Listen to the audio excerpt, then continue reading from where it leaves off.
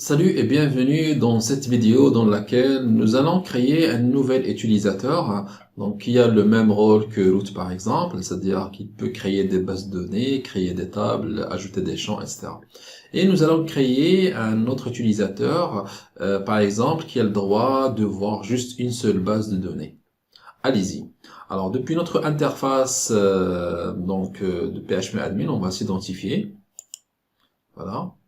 Alors ici, pour accéder et pour ajouter un nouvel utilisateur, nous allons utiliser une base de données qui s'appelle MySQL. Alors vous la voyez ici, MySQL, c'est une base de données système du SGBD MySQL. Donc attention, il ne faut pas faire des modifications dans cette base de données. Alors là, on va cliquer sur la base de données MySQL et il va nous afficher la liste de l'arborescence des tables de cette base de données. Alors, parmi les tables qui vont nous intéresser dans cette vidéo, c'est la table DB et la table User. Alors, je clique sur User. Alors, ici, il nous affiche dans la partie à droite la liste des utilisateurs. Parmi les utilisateurs, ici, vous voyez qu'on a root. D'accord? Voilà. Alors, on va insérer un nouvel utilisateur. Donc, je clique sur Insérer. Voilà. Et là, il nous propose, donc, le premier champ, c'est de choisir localhost, c'est-à-dire sur ce serveur-là. Et on va appeler cet utilisateur admin. Alors là, il nous propose quel droit d'accès qu'on va affecter à cet utilisateur. Donc on va dire que il peut faire de la sélection, il peut faire de l'insertion, de la mise à jour, de la suppression, de la création de tables, de la suppression de tables par exemple. Et là, par exemple, on va choisir qu'il peut créer des index, qu'il peut faire des modifications au niveau donc index et qu'il peut faire des modifications au niveau de la table par exemple. Ou bien vous pouvez aussi sélectionner toutes les options afin qu'il ait le même rôle que root. Donc on veut nous juste qu'il permet de faire la sélection d'insertion, qui fait des travaux, des tâches sur les bases de données. D'accord? Voilà. Donc. Alors on va enregistrer cet utilisateur. Voilà. Alors parcourir pour voir. Voici notre utilisateur. Il s'appelle admin et là certains privilèges qu'on lui a affectés. D'accord? Voilà. Alors maintenant, qu'est-ce qu'on va faire? Nous allons nous déconnecter en tant que root et on va accéder en tant que admin. Voilà. Alors maintenant, on va taper admin. Donc si vous tapez admin, il se peut que ce ne marche pas. Pourquoi? Parce que le web server ou bien le serveur Apache n'a pas encore pris en considération de cette nouvelle utilisateur. Donc qu'est-ce qu'il faut faire? Vous devez faire un redémarrage de votre web server. On va faire redémarrer les services. Voilà. Et on va attendre que l'icône de WAMP soit verte. Voilà. Alors maintenant, je vais taper admin. Alors, admin n'a pas encore défini un mot de passe, donc je fais exécuter. Alors, on vient d'accéder. Alors ici, vous voyez que l'utilisateur qui a l'accès maintenant s'appelle admin et voici les bases de données. Alors, on veut créer par exemple une nouvelle base de données. Donc, on va l'appeler par exemple testBD par exemple et je fais créer. Donc la création de la base de données a été faite, donc 1. 2, on veut créer dedans une table. Donc déjà la table ici, on va la créer, on va l'appeler table 1 par exemple, qui a par exemple 2 champs. Alors par exemple, il s'agit de l'id, d'accord, et il s'agit par exemple du nom. Alors l'id, c'est une qui s'incrémente automatiquement, voilà, et le nom, je vais dire, c'est varchar, qui a par exemple 30. Je fais enregistrer.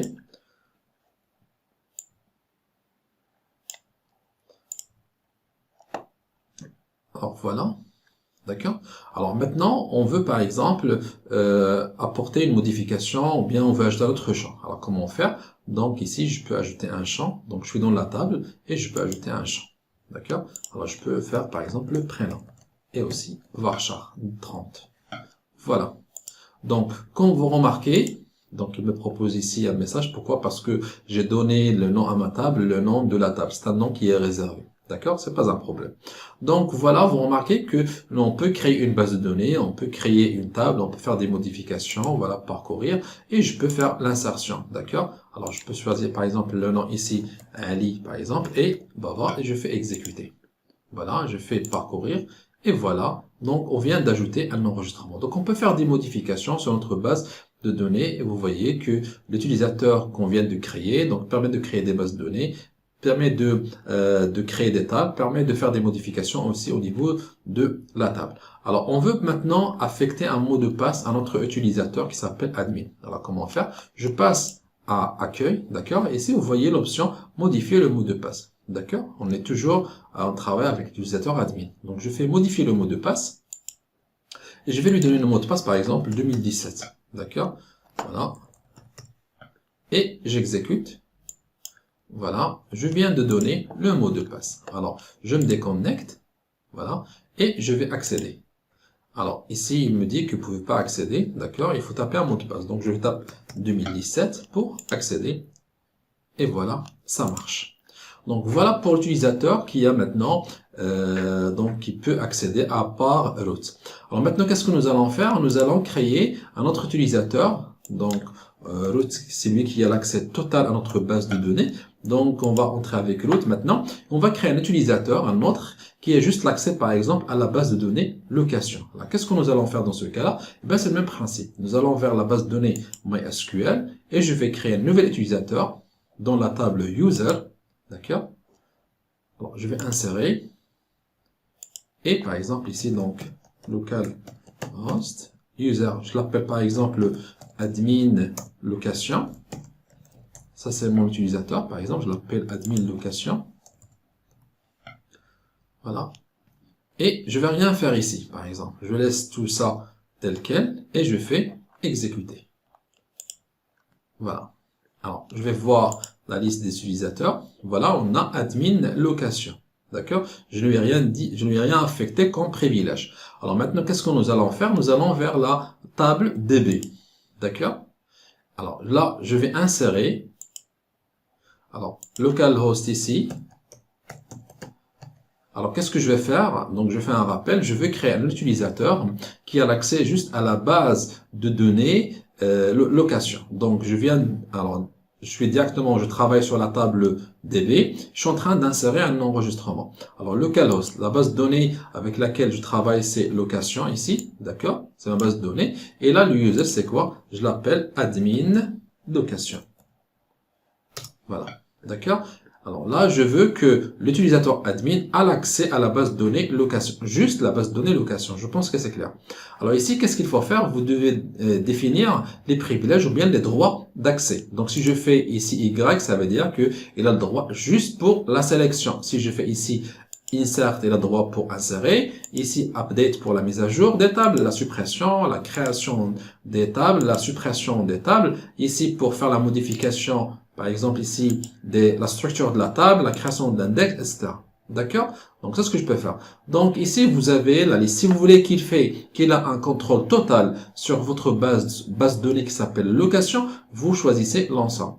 Si vous voulez créer un utilisateur qui a le droit juste de sélectionner et de voir les enregistrements, donc, il faut cliquer juste sur sélection. On va faire le test. Alors, par exemple, je veux que cet utilisateur a le droit juste de faire la sélection, de voir les enregistrements. Donc, il n'a pas le droit d'insérer ni de supprimer. Je fais exécuter par exemple. Voilà. C'est bon. Donc, on va se déconnecter. Voilà. Et on va redémarrer au serveur. Alors, on va attendre que l'icône soit verte. Voilà. Alors maintenant, je vais taper admin location. Il n'a pas de mot de passe, j'accepte. Alors, vous remarquez que vous voyez ici juste la table, la base de données location. Donc, on ne voit pas les autres bases de données. C'est ce que nous avons défini. Donc, véhicule, j'y clique, je vois les enregistrements. C'est bon? Alors, je vais maintenant voir la structure et je veux ajouter un champ, par exemple. Alors, je clique ici sur exécuter et je veux ajouter un champ. Je tape n'importe quel champ, par exemple, couleur, et je fais varchar, par exemple, 30. Je fais exécuter. Bien, je veux enregistrer. Alors, il m'affiche un message, il me dit que vous ne pouvez pas ajouter. Pourquoi? Parce que j'ai pas le droit d'accès. Donc, vous avez compris le principe. Alors, je reviens par exemple à, je me déconnecte, je vais entrer en tant que root, je vais lui donner la possibilité de faire des modifications sur la table, de créer un champ, de supprimer un champ, etc. Alors, comment faire? Je reviens à MySQL, d'accord? Et il faut maintenant aller à la table, à la base de données, pardon, DB. Et ici, on voit l'utilisateur qui s'appelle admin location. Donc, je clique sur éditer, d'accord? Et là, vous remarquez qu'on lui a affecté juste l'option, l'accès, le droit d'accès, c'est select. Alors, on veut qu'il insère, qu'il met à jour, qu'il fait la suppression, qu'il fait la création, qu'il fait la suppression des tables, qu'il fait la modification de la structure, qu'il fait il permet de définir les index. Alors, je fais exécuter. Voilà. Alors maintenant, je me déconnecte. Voilà. Alors, on va redémarrer maintenant Warm Server afin de prendre en considération les nouvelles modifications.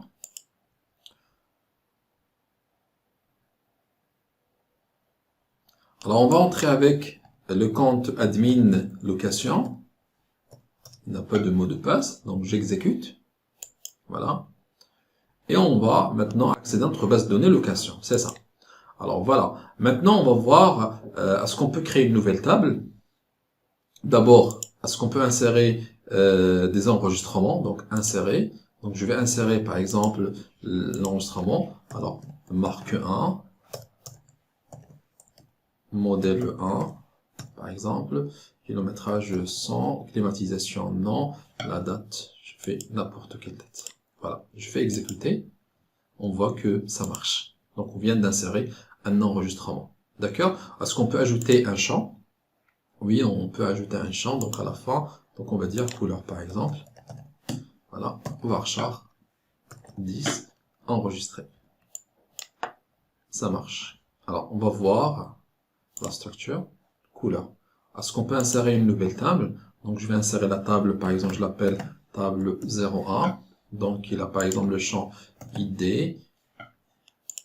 Et là je dis champ 1. Alors par exemple je me contente de ces deux champs là. Alors je dis varchar, ici c'est 20 et je vais dire sacrément automatiquement. Alors voilà, j'exécute. Voilà, on remarque qu'on vient d'ajouter la table. Donc voilà, en ce qui concerne cette vidéo, nous avons vu qu'on peut créer un nouvel utilisateur qui a le droit d'accès comme l'autre et on peut aussi créer un nouvel utilisateur qui peut faire juste le contrôle d'une seule base de données. Je vous dis à bientôt.